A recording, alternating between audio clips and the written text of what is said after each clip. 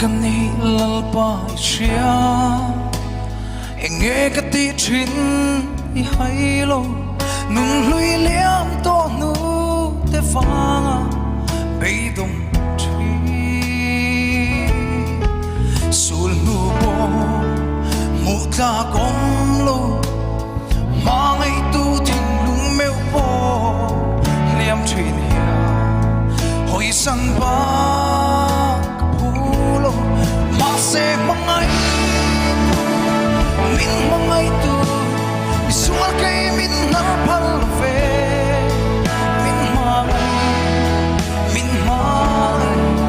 min nen ko chul lo amal so min fur bang ve kai mai i Hmangaihtu lo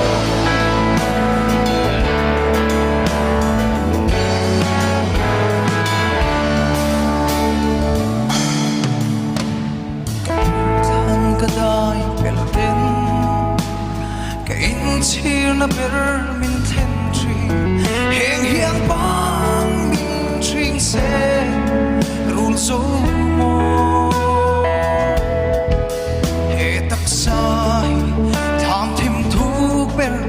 apo salin fam chang ila kasul ten apure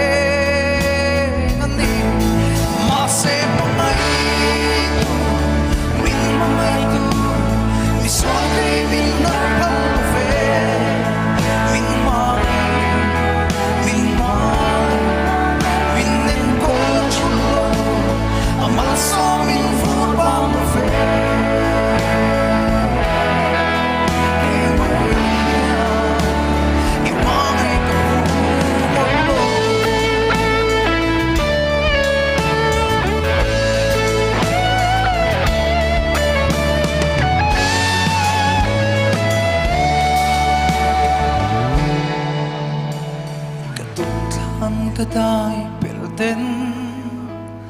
kain chir na ber min then tri heng hian bang min tring se rul zo mo he tak sai thang thim thu ber apo salin phong chang ila sul ten apure